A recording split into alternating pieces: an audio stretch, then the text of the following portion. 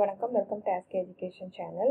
இந்த வீடியோ பதிவில் நாம் 11ஆம் வகுப்பு கணினி அறிவியல் மற்றும் கணினி பயன்பாடுகள் இந்த பாடப்புத்தகத்தில் இருக்க பாடம் 17 கணிப்பொறி நன்னெறி மற்றும் இணைய பாதுகாப்பு இந்த பாடத்துக்கான புக் பேக் ஆன்சர்ஸ் பார்க்க போகிறோம்.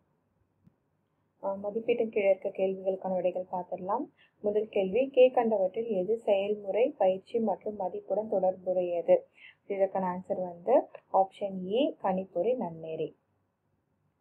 அடுத்த இரண்டாவது கேள்வி, வணிக நிரல்களை பொது சட்ட விரோதமாக பயன்படுத்துவது நம்ம வேர்ஸ் அப்படின்னு நம்ம சொல்லுவோம். சரிங்களா? ஸோ ஆப்ஷன் ஆ, வேர்ஸ் என்பது சரியான விடை. அடுத்து மூன்றாவது கேள்வி, கீழ்கண்டவற்றுள் எது கணிப்பொறி நிரல்களின் தேவையில்லாமல் தானே பெருக்கிக் கொள்ளவும் மற்றும் இணைத்து கொள்ளவும் செய்யும் அப்படின்னு கேட்டிருக்காங்க. இதற்கான ஆன்சர் வேர்ம்ஸ். அடுத்து நாலாவது கேள்வி, கீழ்கண்டவற்றில் எது பயனர் இணையதளத்தை பார்வையிடுவதை கண்காணிக்கிறது அப்படின்னு கேட்டிருக்காங்க. ஸோ இதற்கான ஆன்சர் குக்கிகள். அடுத்து கீழ்கண்டவற்றில் எது தீங்கிழைக்கும் நிரல்கள் அப்படின்னு கேட்டிருக்காங்க. ஸோ இதில் தீங்கிழைக்கும் நிரல்கள் எது அப்படின்னு பார்த்தீங்கன்னா நச்சு நிரல்கள் தான் தீங்கிழைக்கும் நிரல்கள். ஸோ இங்கே கொடுத்துருக்கிறதுல பார்த்தீங்கன்னா இந்த ட்ரோஜன் அப்படின்றது ஒரு நச்சு நிரல் தான். சரிங்களா? அடுத்து ஆறாவது கேள்வி, கணிப்பொறி வலைப்பின்னல் வழியாக உள்நுழையவும் வெளியேறவும் சமிஞ்சைகளை கண்காணிக்கவும் கட்டுப்படுத்தவும் வகை செய்வது எது அப்படின்னு கேட்டிருக்காங்க. ஸோ இதற்கான ஆன்சர் ஃபயர்வால். அடுத்து ஏழாவது கேள்வி, சிபர்னு இருக்கு, ஆக்சுவலாக அது சைபர். ஓகே, சைபர் எழுத்தை தனி எழுத்தாக மாற்றம் செய்யும் முறை நம்ம மறைக்குறியாக்கம் அப்படின்னு சொல்லுவோம்.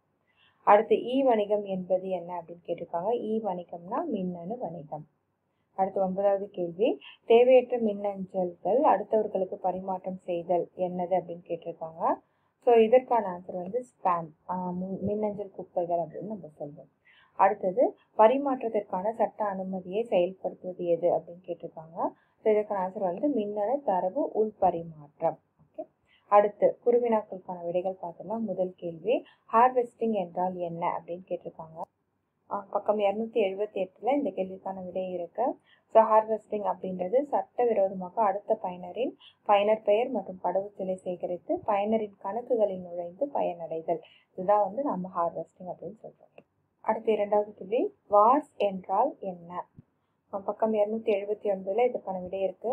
சட்டவிரோதமாக பொதுமக்களுக்கு கிடைக்கக்கூடிய வணிக நிரல்கள் பெரும்பாலும் வார்ஸ் என்று அழைக்கப்படுகின்றன. மூன்றாவது கேள்வி, கிராக்கிங் சிறு குறிப்பு வரைக அப்படின்னு இருக்கு. ஸோ உங்களுக்கு கம்ப்யூட்டர் அப்ளிகேஷன் புக்கில் பார்த்தீங்கன்னா, அதாவது கணினி பயன்பாடுகள் புக்கில் விலசல் சிறு குறிப்பு வரைகன்னு இருக்கு. ஸோ கிராக்கிங்னாலும் விலசல்னாலும் ஒன்று தான். பக்கம் 280 இந்த கேள்விக்கான விடை இருக்கு. ஸோ இங்கே கிராக்கிங் இருக்கு, இதுக்கு கீழே இருக்கு பாருங்க. நிரலை பதிப்பித்து அதை பயனருக்கு தேவையற்றதாக மாற்றுவது கிராக்கிங் ஆகும். ஸோ இந்த ஒரு பாயிண்ட் எழுதுங்க. இது கூடவே பார்த்தீங்கன்னா இதுக்கு அடுத்த பாயிண்ட் கிராக்கர் பற்றி சொல்லியிருக்காங்க. ஸோ அதை விட்டுருங்க. அதுக்கப்புறம் மூணாவது ஒரு பாயிண்ட்டுக்குள்ள இதையும் சேர்த்து எழுதிடுங்க. கணிப்பொறி அமைப்பு சட்டவிரோதமாக தரவுகளை திருடுதல் அல்லது மாற்றம் செய்தல் கிராக்கிங் எனப்படும் அப்படின்னு 2 பாயிண்டா எழுதுங்க. அடுத்த நாலாவது கேள்வி, 2 வகையான இணையதள தாக்குதல் பற்றி எழுதுக. பக்கம் 281 இந்த மாதிரி இணையதள தாக்குதல்னு சொல்லிட்டு ஒரு அட்டவணையை கொடுத்துருக்காங்க. இதில் மொத்தம் 4 வகையான இணையதள தாக்குதல்கள் இருக்கு. நச்சு நிரல், வார்ம்ஸ், ஸ்பைவேர், ரான்சம்வேர். இதில் ஏதாவது 2 எடுத்து நீங்கள் எழுதினா போதும். ஸோ வார்ம்ஸ், ஸ்பைவேர் பற்றி எழுதிங்க. அதனுடைய செயல்பாடுகளை ஒரு பாயிண்ட் கண்டிப்பாக எழுதுங்க. அடுத்த ஐந்தாவது கேள்வி, குக்கி என்றால் என்ன? பக்கம் 282 இந்த கேள்விக்கான ஆன்சர் இருக்கு.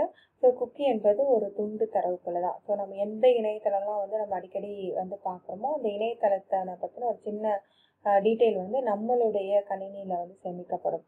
அதனால நம்ம ப்ரௌஸ் பண்ணும்போது அடிக்கடி நம்ம பார்க்கக்கூடிய வெப்சைட்ஸ் எல்லாமே நமக்கு ஃப்ரீக்வெண்ட்லி விசிட்டடில் அடிக்கடி லிஸ்ட் ஆகும். ஸோ அதுக்கு காரணம் இந்த குக்கிகள் தான். அடுத்து சிறு வினாக்கள் பார்க்கலாம். முதல் கேள்வி, ஃபயர்வாலின் பங்கு பற்றி எழுதுக. இது 3 மார்க் கேள்வின்றதுனால நம்ம ஒரு 3 பாயிண்ட் ஆச்சு எழுதணும். ஸோ பக்கம் 283 இதை பற்றின டீட்டெயில்ஸ் இருக்குது. ஸோ ஃபயர்வால் மற்றும் பதிலால் சேவையங்கள் என்பது கணிப்பொறி வளைய பாதுகாப்பு அடிப்படை அமைப்பாகும். ஸோ பாதுகாப்பு அடிப்படையில் ரொம்ப முக்கியமானது எதுன்னு பார்த்தீங்கன்னா ஃபயர்வாலும் மறைமுக சேவையங்கள் தான். சரிங்களா? ஸோ இதில் இந்த உள்வரும் மற்றும் வெளி செல்லும் வலையமைப்பு போக்குவரத்தை பற்றி நமக்கு டீட்டெயில் தரது இந்த ஃபயர்வால். ஸோ நீங்கள் இங்கேருந்து எழுதினா கூட போதும். ஸோ மொத்தம் 3 பாயிண்ட் எழுதுங்க. அண்ட் இது பார்த்தீங்கன்னா இது வரைக்குமே இருக்குது. இது வரைக்குமே ஃபயர்வால் பற்றி தான் சொல்லியிருக்காங்க. ஸோ இதில் முக்கியமாக உங்களுக்கு தோன்ற 3 பாயிண்ட்டை நீங்கள் இந்த கேள்விக்கான விடையை எடுத்து எழுதுங்க. அடுத்த கேள்வி குறியாக்கம் மற்றும் மறை குறியாக்கம் பற்றி எழுதுக. பக்கம் 284 இந்த கேள்விக்கான விடை இருக்கு. ஸோ குறியாக்கம் மறை குறியாக்கம் ரெண்டுமே பார்த்தீங்கன்னா வந்து அங்கீகரிக்கப்பட்ட நபர்கள் மட்டுமே தகவலை அணுகுவதற்காக பயன்படுத்தப்படுது. சரிங்களா? ஸோ அதற்கான ரகசியத்தை வந்து இந்த குறியாக்கம் மறை குறியாக்கம் வந்து உறுதிப்படுத்தும். குறியாக்கம் என்ன பண்ணும்னா எளிய உரையை வந்து சைபர் உரையாக மாற்றும். மறை குறியாக்கம் வந்து இந்த குறியாக்கத்தோட தலைகீழ், அதாவது சைபர் உரையை மறுபடியும் எளிய உரையாக மாற்றுவது தான் மறை குறியாக்கம். ஸோ இது வரைக்கும் எழுதுனா போதும். இந்த கேள்விக்கு உங்களால் முடிஞ்சுன்னா இந்த பாயிண்ட்ஸை வந்து சேர்த்துக்கோங்க. இது வரைக்கும் நீங்கள் இந்த கேள்விக்கான விடையை எழுதுங்க. அடுத்து 3வது கேள்வி, மறைமுக சேவையகம் விவரி.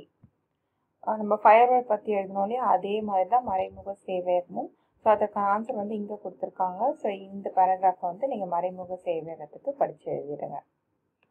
அடுத்த 4வது கேள்வி, கணினி பயனர் பின்பற்றும் வழிகாட்டுதல்கள் பற்றி எழுதுக.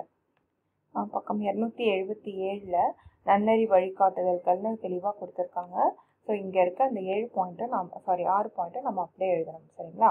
ஹானஸ்டி, கான்ஃபிடென்ஷியாலிட்டி, ரெஸ்பெக்ட் அதாவது மரியாதை, ப்ரொஃபஷனலிசம் தொழில்முறை, அப்புறம் பயனர் சட்டத்திற்கு வந்து கீழ்ப்படியணும், அதன் பிறகு பொறுப்பு ரெஸ்பான்சிபிலிட்டி எடுத்து வேலை செய்யணும். ஸோ இந்த 6மே வந்து வழிகாட்டுதல்கள்.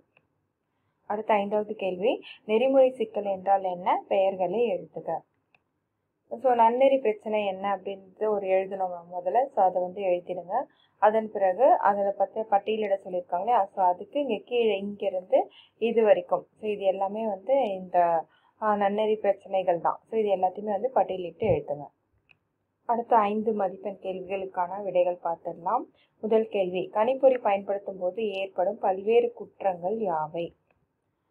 ஸோ சைபர் குற்றம்னா என்ன அப்படின்னு ஒரு வரி எழுதிட்டு அதன் பிறகு அந்த குற்றங்களை வந்து நம்ம பட்டியலிட்டு எழுதலாம்.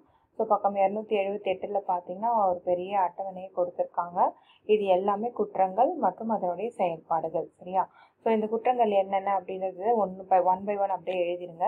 இதில் மேக்ஸிமம் ஒரு 7 ஆச்சு எழுதுங்க. முடியாத பட்சத்தில் ஏதேனும் 5 எழுதலாம்.